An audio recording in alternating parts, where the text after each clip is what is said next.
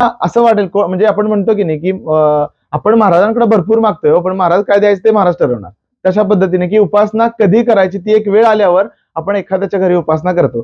तर मग आपल्या योगायोगानं प्रणवच्या घरी शंकर महाराजांची प्रतिमेची आणि स्वामी समर्थांची जी माग प्रतिमा दिसते म्हणजे प्रतिमेचं प्राण प्रतिष्ठापना असा काय विधी नसतो, पण त्याच्या दृष्टीनं प्रतिमेचं पूजन आणि महाराज आज त्याच्या घरी येतात म्हणून आज आपली स्वामींची उपासना आपण इथं करायचा निर्णय घेतला. सगळ्यात पहिल्यांदा आपण सगळेजण आपल्या सगळ्यांचा एक भावनिक नमस्कार शंकर महाराजांना आणि गुरु स्वामी समर्थांना करूया. म्हणजे स्वामी समर्थांचे शंकर महाराज हे शिष्य मानले जातात. शंकर महाराजांच्या सिरियल जर आता कोण बघत असेल चालू असली तर त्याच्यामध्ये स्वामींचे अवतरण किंवा स्वामींना तिकडे येतात, अक्कलकोटचे मालकांचा अक्कलकोट असे काही काही उल्लेख आपल्याला बघायला मिळतात. तर शंकर महाराज हे स्वामी समर्थांचे शिष्य म्हणले जातात. एक सोपं उदाहरण म्हणून सांगायचं झालं तर हा फोटो जेव्हा धनकवडीमध्ये घेतला तेव्हा धनकवडीमध्ये हा फोटो असा एक आपण म्हणतो की त्या तीर्थस्थळाला गेलं की तिथली जी वस्तू घेतो ती आपण तिथं त्या देवाच्या पायाला किंवा तिथं लावावी अशी विनंती करतो.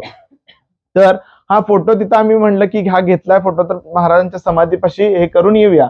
तर तिथले सेवेकरी आम्हाला म्हणाले की स्वामी समर्थ त्यात आहेत तर तो महाराजांच्या समाधीवर लावला जाणार नाही. एक सेकंद वेगळं वाटलं ऐकायला की असं का, तर त्यांचा हेतू इतका छान की ते म्हणाले की स्वामी समर्थ हे शंकर बाबा महाराजांचे गुरु मानले जातात, गुरु आहेत. तर गुरुस्थानी असलेल्या अशा आपल्या परमात्म्याचा फोटो आपण तिथं लावू शकत नाही. तर म्हणून त्यांनी तो फोटो तिथंच नेला. म्हणले हे क्षेत्र त्यांचंच आहे, स्वामींचाही वास आहे इथं, तर तुम्ही इथून नेताय म्हणजे शंकर बाबा महाराजांसोबत स्वामी पण घरी येत आहेत. मग आज आपल्या प्रणवकडे शंकर महाराज आलेत म्हणून आपण आज तिथं आपल्या स्वामी समर्थांची उपासना करून शंकर महाराजांचा एक आता गजर केला. तर नेहमीप्रमाणे आपली जी उपासना आपण करतो तर तशीच उपासना आहे, दुसरा वेगळा काय फरक नाही. तात्विक बोध उपासनेचा, जसं प्रत्येक उपासनेत आपण काहीतरी आपल्याला मार्गदर्शनपर एक कथा किंवा एखादी गोष्ट सांगतो की जी आपल्याला फार काय म्हणतात की ह्याच्या मी मगाशी सांगितलं गेल्या उपासनेत सांगितलं भक्त पुंडलिकासाठी उभा राहिला विटेवर. त्याच्यात एक महाराज सांगतात की पुंडलिक हा दुष्ट होता, पापी होता किंवा असं त्या कथेत गाण्यात वर्णन येते. त्याच्या भक्तीनं, त्याच्या श्रद्धेनं, त्यांच्या निष्ठावान भक्तीनं परमेश्वराला येणं भाग झालं. त्याच पद्धतीनं शंकर बाबा महाराज हे स्वामी समर्थांचे शिष्य. गुरु शिष्य परंपरा ही भारताला काही वेगळी नाहीये. म्हणजे आपण आपल्या इथं पूर्वी आता असं म्हणतो की शिक्षण संस्था किंवा पूर्वी गुरुकुल असायचे. गुरुकुलामध्ये वेगवेगळ्या पद्धतीनं दीक्षा दिल्या जायच्या. जे दीक्षा ही कशा पद्धतीनं असावी हेही तिथं ठरवलं जायचं. तर अशा पद्धतीच्या दीक्षा होत असताना गुरु शिष्य परंपरा फार आपल्या संस्कारात किंवा आपल्या हिंदू संस्कृतीमध्ये, आपल्या भारतीय संस्कृतीमध्ये फार महत्वाची मानली आहे. ह्या गुरु शिष्य परंपरेमध्ये एक साधं उदाहरण म्हणून सांगतो की जेव्हा असा प्रश्न येतो की तुम्ही आता इथं स्वामींसमोर आहे आणि मागं जगाचा काय म्हणतात की जगाचा पालनहार गणपती आहे. तर जेव्हा कधी कधी असा प्रश्न येतो बघा की आपण त्या तीर्थस्थळाला जात असताना एखाद्या ठिकाणी गेल्यावर आपण पहिला नमस्कार कुणाला करावा, बरोबर ना? असा प्रश्न स्वाभाविक आहे. कारण आपण त्या तीर्थस्थळाला गेल्यानंतर तिथला देव कोण आहे बाबा. आता आपण गेलो अक्कलकोटा तर तिथं स्वामी आहेत आणि तिथं दुसरी एखादी आपल्या गुरुची मूर्ती आहे, समजा तिथं तुमचे गुरु तुम्ही ज्यांना मानता त्यांचा फोटो, तर ह्या दोघांपैकी नमस्कार कोणाला करावा. म्हणजे परम क्षेत्र जिथं अंबाबाईच्या ठिकाणी गेलो किंवा तर असा प्रश्न उद्भवतो. मग ह्याच्यावर काय होतं की आपल्याच संस्कृतीनं ह्या गुरु महंतांना किंवा गुरूंना फार मोठं स्थान दिलं. गु म्हणजे अज्ञान आणि रु म्हणजे हरणारा. हे असं असलेलं अज्ञान, अहंकार, तिमिर, द्वैत, षड्रिपू ह्याचं भरलेलं आपल्या भोवतीचं जाळं हरणारा म्हणजे गुरु आहे. आणि ह्या गुरुला नमस्कार करावा की देवाला करावा. देव हेची म्हणजे संत हेची देव साक्षात असं दासगणू महाराज गजानन विजयात म्हणतात की संत हेच देव आहेत. तर मग अशीही परिस्थिती आपल्या कानावर पडत असताना आपल्याला माहिती की गणपती बाप्पा तर सर्वच त्याद्य आहेत. पण त्या गणपती बाप्पांपर्यंत पोहोचण्यासाठी किंवा एखादे आपल्याला भगवान विठ्ठल आहेत, विठ्ठलाचा मार्ग कळण्यासाठी आपल्याला अनेक संत महंतांनी फार मोठं वलय करून ठेवलं. म्हणजे महाराष्ट्राला संत परंपरा फार फार फार मोठी आहे. जे जगद्गुरु तुकाराम महाराज असतील, ज्ञानेश्वर माऊली असतील, गोरा कुंभार असतील, संत नामदेव असतील, अशा अनेक संतांनी आपल्या महाराष्ट्राला समृद्ध करून ठेवलंय. आणि ह्या समृद्धतेमध्येच गुरु शिष्य परंपरा किंवा गुरु किंवा आपण आपल्या संतांना गुरुस्थानी मानतो. ते गुरुपद मोठं कसं ह्या पद्धतीने एक लीळाचरित्र म्हणून ग्रंथ आहे. म्हणजे महानुभाव पंथामध्ये फार लीळाचरित्राला एक वेगळं महत्व आहे. त्या महानुभाव पंथाच्या लीळाचरित्रामध्ये एक वाक्य, एक ऋचा अशी येते की चांदणे कैसे नसता मृगांक, सूर्य नसता अर्ग कोठुनी, जैसे नेत्रा विनन दिसे पदार्थ, मंथने विनन निवडे नवनीत, तैसेची गुरु वाचुनी न मिळे परमार्थ, गुरु वाचुनी न देव देवळात. हा पुढचा वाक्य जादाच आहे, गुरु वाचून देव देवळात, म्हणजेच गुरु वाचून न मिळे परमार्थ. त्याच्यामध्ये महाराज सांगतात की चांदणे काहीचे नसता मृगांक, म्हणजे चंद्रच नसेल तर चांदण्यांची काही किंमत नाहीये. लक्षात घ्या, अनंत प्रकारची चांदणी आहेत, पण तुम्ही तिथे गेल्यावर काय बघता? चांदोमामा कुठे आहे म्हणता. तुम्ही बघता का सप्तर्षी कुठं आहेत, अवंतिका कुठं आहे, हा ग्रह कुठं आहे, तो ग्रह नाही बघत. तुम्ही काय म्हणता? चांदोमामा कुठं आहे. चांदोवा, चांदणे काहीचे नसता मृगांक, चंद्र नाही तर चांदण्यांची मोजदाद होणार नाही. तेव्हा चांदण्यांना एक किंमत म्हणतो आपण, त्या पद्धतीची मिळणार नाही. तसे चांदणे काहीचे नसता मृगांक, सूर्य नसता अर्घ कोठुनी, म्हणजे सूर्य नसता, सूर्यच नाही, अर्घ म्हणजे किरण, सूर्य नसता अर्घ कोठुनी, सूर्यच नाही तर त्याचे अर्घ म्हणजे किरण मिळतील का? तर नाही मिळणार. सूर्य पाहिजे त्यासाठी. सूर्य नसता अर्घ कोठुनी, जैसे नेत्राविनन दिसे पदार्थ, नेत्र म्हणजे डोळे, आणि डोळ्यांशिवाय पदार्थ म्हणजे समोरची वस्तू दिसत नाही. नेत्राविनन दिसे पदार्थ, मंथने विनन निवडे नवनीत. मंथन म्हणजे घुसळल्याशिवाय ताक, जसं लोणी म्हणतो ना आपण, ताक घुसळ, नवनीत घुसळल्याशिवाय, लोणी घुसळ, मंथने विनन निवडे नवनीत, लोणी मिळणार नाही मंथन केल्याशिवाय. समुद्र मंथन बघा, समुद्र मंथन झालं मग सगळे हे त्यातनं चांगल्या वाईट गोष्टी आपल्याला बघायला मिळाल्या, म्हणजे हलाहल झालं, असं अमृत आलं, तशा पद्धतीने मंथने विनन निवडे नवनीत, तैसेची गुरु वाचून मिळे परमार्थ, सद्गुरु वाचून देव देवळात. म्हणजे जर गुरुच नाहीये तर देव देवळात असला तरी तो भेटणार नाहीये. कारण त्याला माहिती आहे की प्रत्येक माणसाच्या आयुष्यात एक महान गुरु असतो. आपल्या प्रत्येकाच्या आयुष्यामधला सगळ्यात पहिला गुरु आपली आई असते. आईनंतर मग पुढे आपण जातो, मग वेगवेगळ्या शिक्षणाच्या क्षेत्रात, संगीत शिकत असलो, कला शिकत असलो, त्या प्रत्येक क्षेत्रात आपले वेगवेगळे गुरु होतात. असे उल्लेख आहेत की दत्त महाराजांनी 24 वेगवेगळे गुरु. ते गुरु म्हणजे काय? ज्या ज्या ठिकाणी वेगवेगळ्या गोष्टी होत्या त्या त्या ठिकाणच्या वेगवेगळ्या त्या भावांना किंवा त्या घटनाक्रमांमध्ये हे केलेल्या व्यक्तीला किंवा त्या तिथल्या असलेल्या स्थायी भावाला दत्त महाराजांनी गुरु केलं. तर असा हा असलेला गुरु जर आपल्या आयुष्यात नसेल तर आपण एक मार्गदर्शक आपल्याला नसतो. लक्षात घ्या, मार्गदर्शकाशिवाय कुठली गोष्ट मिळत नाही. कारण का? आपण जर शाळेमध्ये नुसतं नाव घालून काम होतंय का? सांगा. नाव घातलं आणि 10वी झाली असं होतंय का? कुणीतरी शिकवायला लागतंय, आणि एवढं होऊन भागत नाही म्हणून क्लासलाही लावतो आपण. मग तो तिथला गुरु आपल्याला महत्वाचा आहे, प्रत्येक क्षेत्रातला. तिथला गुरु जर नसेल, तो मार्गदर्शक नसेल, तर आपण जायची दिशा आपल्याला सरळ कळत नाही. त्याच पद्धतीनं अध्यात्मामध्ये आपला असलेला जो गुरु असतो, तो गुरु जोपर्यंत आपल्या सोबत नसतो तोपर्यंत आपल्याला गोष्ट एक फेज किंवा एक स्टेज अशी येऊन जाते की तिथे येऊन मानवी विचार, तिथे येऊन आपले आचार संपतात, आपले विचार संपतात, आणि त्या विचारांच्या पलीकडे गेल्यानंतर जात असताना आपल्याला गुरुची आवश्यकता असते. म्हणून लक्षात घ्या, कुठेही गेला, कुठल्याही आध्यात्मिक क्षेत्रात जावा, कुठेही जावा, गुरु समोर आला की गुरुला डावलून पुढचा नमस्कार कधीही मान्य होत नाही. पहिला नमस्कार गुरुला जावा आणि मग पुढे तिथे जावं. म्हणून म्हणतात बघा, कधी ऐकलं असेल बघा, संन्यास धर्म धारण करण्यासाठी आई वडिलांची परवानगी लागते. कधी ऐकलं असेल तर बघा, आई वडिलांची जर परवानगी नसेल तर संन्यास ग्रहण करता येत नाही.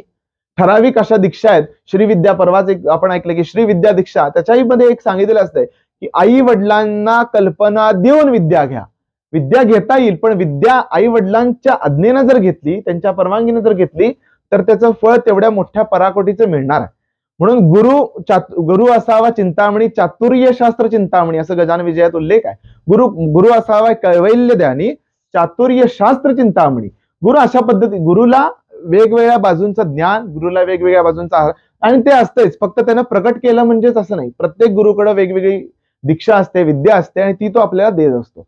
तर शंकर बाबा महाराजांनी आपल्या स्वामी समर्थांना गुरुस्थानी मानलेलं, म्हणजे महाराज अक्षरशः एका त्या प्रसंगामध्ये तुम्ही जर हे बघितलं असेल तर सिरियल, तर त्याच्यात दाखवतात एक वेळ महाराजांना स्वामींना भेटायचं असतं आणि महाराज दिसत नाहीत.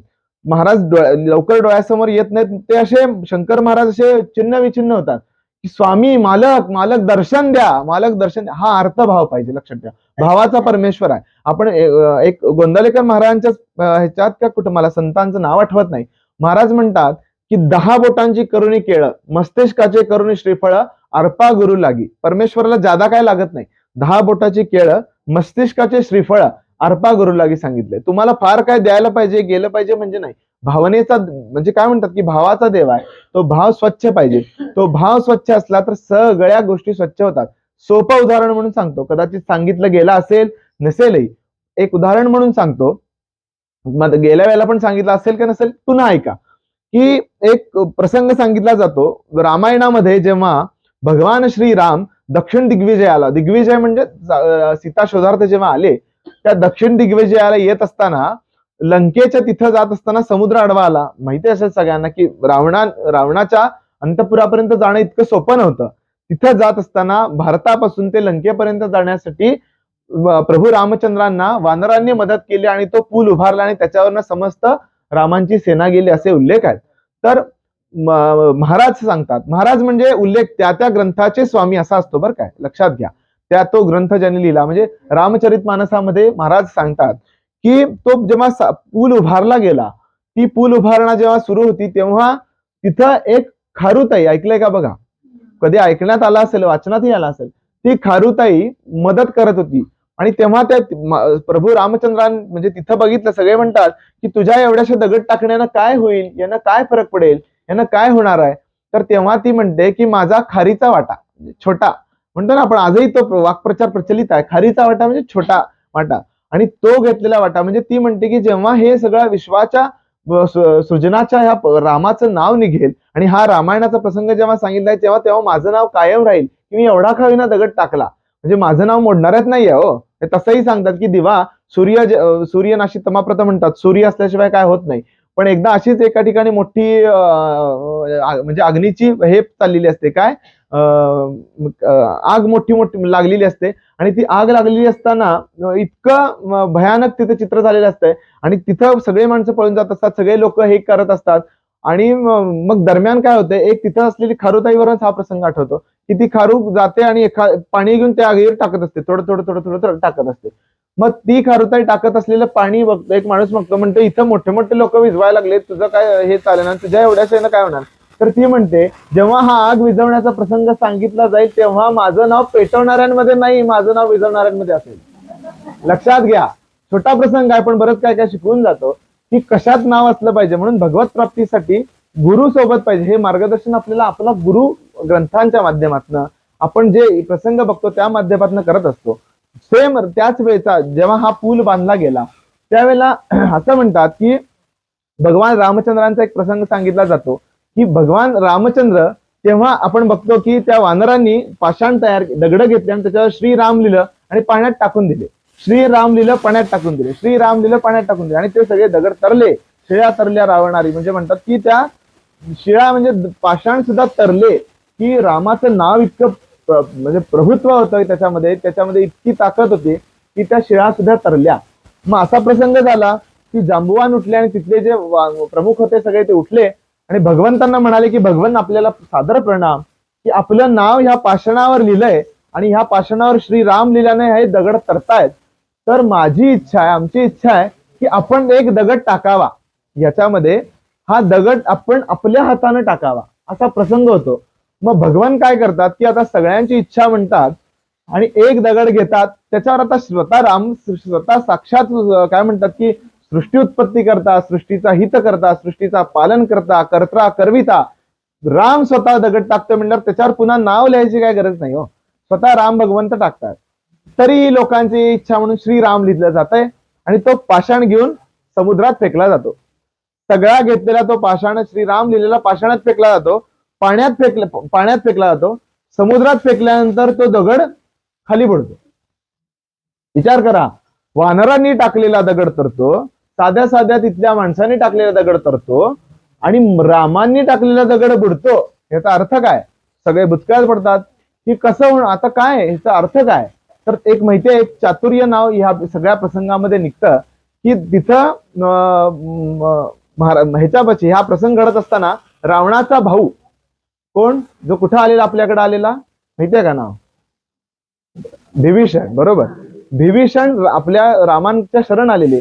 विभीषण तिथे येतात, प्रभू रामचंद्राने नमस्कार करतात, सगळ्या प्रजेला उद्देशून एकच वाक्य बोलतात आणि सगळ्यांचे डोळे भरतात. ते वाक्य म्हणजे असं, ज्याला रामांनी टाकला तो बुडला.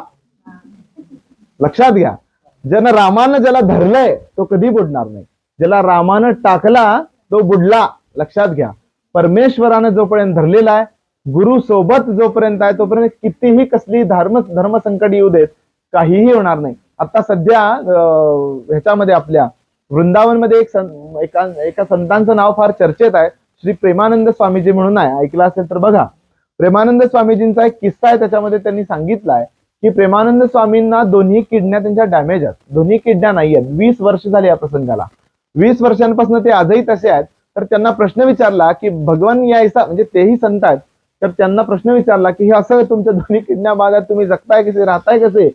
तर महाराजांनी असं सांगितलं, महाराज म्हणाले की काय करू म्हणले, आता मला तर काय कुठला सर्जरी करून घ्यायची नाही, माझी एक किडनी म्हणजे राधा आहे आणि दुसरी किडनी म्हणजे कृष्ण आहे, म्हणले कसा काय मरीन म्हणले मी.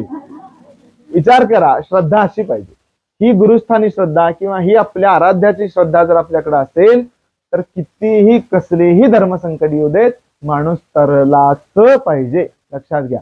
त्यामुळे आणि फक्त मी म्हणलं तसं 4 उपासनांनी, 2 फुलांच्या हारांनी, ओटीनं, आणि त्यातही लोकांची श्रद्धा कशी वेगळ्या पद्धतीची असते. तुम्ही कधी बघितलं असेल तर बघा, तुम्ही एखाद्या पूजेला जाता किंवा एखाद्या कार्याचं सामान आणायला जाता, तेव्हा तुम्हाला तो दुकानदार विचारतो कशासाठी पाहिजे, मग तुम्ही काय म्हणता, पूजेसाठी पाहिजे, बासमती नको दुसरं. बघा तुम्ही, मी म्हणतो म्हणून नाही, स्वतःच्या मनात कधीतरी हा प्रसंग आठवून बघा, पानं मोठी नाही बारकी पूजेला पाहिजे, पूजेला पाहिजे. बघा तुम्ही, मी म्हणतो म्हणून नाही, पूजेला, हा स्वतःच्या प्रत्येकाच्या आयुष्यातला प्रसंग आहे. तुम्ही वटपौर्णिमेची पूजा केली असेल तेव्हा बघा, तुम्ही जाताना काय म्हणता, ठेवायला पाहिजे, बरोबर ना. अरे सावित्री जिनं यमाच्या द्वारातनं ज्याला काढून आणला, तिच्या स्मरणार्थ वटपौर्णिमा होते, तर त्या वटपौर्णिमेच्या पूजेत करत असताना आम्ही काय म्हणतो, ठेवायला पाहिजे. अरे लक्षात घ्या, त्यानं ठरवलंय तुम्हाला बासमती द्यायचं, तुम्ही मागून घेताय रेशन दे, बरोबर ना. त्यानं ठरवलंय की तुमचा काळ बासमती खायचा आलाय, पण तुम्ही काय म्हणताय, रेशनिंगचं द्या, तेव्हा असं असतंय. लक्षात घ्या, परमेश्वराचा भाव ज्या पद्धतीने असेल तर तो आपण आणि कसं आहे माहिती काय, हल्ली फार एक नवीन पद्धत चालू झाली आहे. मी मगाशी एक वाक्य बोललो की देव भावनेचा किंवा देव भक्तीचा आहे, हे सांगत असताना आपण काय करतो, असं काय झालं की काय नाही, देवाला भक्ती पुरते. जेव्हा आपल्या खर्च करायची वेळ येते ना, तेव्हा नाही नाही, देव भक्तीचा भुकेला, देवाला काय लागत नाही का, घरात आणून बासमती खातो ना. म्हणजे साधी गोष्ट आहे. परमेश्वराचं करत असताना माणूस असताना, हे बघा, नसणाऱ्याची सेवा ही, शबरीच्या बोरावर राम वश झाला, लक्षात घ्या. साध्या त्या उष्ट्या बोरांवर, साध्याही नाही उष्ट्या, ती परिस्थिती तशी आहे, ती श्रद्धा तशी आहे. आमची श्रद्धा फार अत्यल्प आहे हो, आम्ही त्यातही ठेवायला द्या, पूजेला द्या, असं नाही करायचं. परमेश्वर हा, आणि बघा आपलं साधन जेवढं आहे तेवढ्यात आपल्याला करायचं, पण साधन मोठं असताना जर उलट करतो तर मग तो तसंच देणार. ज्या पद्धतीने आपलं साधन आहे, एक किस्सा सांगितला होता साईबाबांच्या काळातला. साईबाबांना भक्तांनी विचारलं की तुम्ही एवढे संत आहे म्हणे, तुमचं नाव एवढं हे आहे आणि फकीर म्हणतात तुम्हाला, तुम्ही हे छत्र्या छामर घेऊन तुमची मिरवणूक काढता म्हणे, कशासाठी म्हणे, याचं काय गरज आहे? तर महाराज म्हणाले, माझी जेव्हा माझ्या भक्तांचं साधन मला साध्या चटईवर बसवायचं होतं तेव्हा मी चटईवर बसलो. आता माझ्या भक्तांचं साधन मला रेशमी वस्त्रावर ठेवायचं झालंय, मला रेशमी वस्त्रावर बसलं पाहिजे, कारण मी भक्तांच्या वश आहे. माझ्या भक्तांनी मला जे द्यायचं काय करायचं त्यांनी ठरवलेलं आहे, त्यामुळे मी कशावर बसायचं हे भक्त ठरवतात. त्यामुळे लक्षात घ्या, कुठलीही वस्तू, जे क्षेत्र किंवा जे हे असतंय कार्य, आता इथं महाराजांना कशावर बसायचंय, भगवान शंकरांना कशावर बसायचंय, ही त्यांची परमिक इच्छा असते, ही इच्छा आपण भंग करू शकत नाही. त्यामुळे लक्षात घ्या, सदैव लक्षात ठेवा की गुरु सोबत असेल तर कुठल्याही गोष्टी पार पडल्या जातात, गुरुची सोबत नसेल तर आपल्याला साध्या साध्या गोष्टीही अवघड जातात. त्यामुळे शंकर बाबा महाराजांच्या रूपानं आणि स्वामींच्या रूपानं एक गुरु शिष्याचं अतूट नातं आपल्याला सदैव बघायला मिळतं. अशीच गुरु शिष्याची स्वामींशी आपली नाळ सदैव जोडली जाऊ दे. जे शंकर महाराजांचे भक्त त्यांची महाराजांशी जोडली जाऊ दे. आपण सगळ्यांनी हा गुरु शिष्य परंपरेला एक सादर वंदन करूया आणि आजच्या उपासनेनंतर श्री स्वामींची आरती करूया.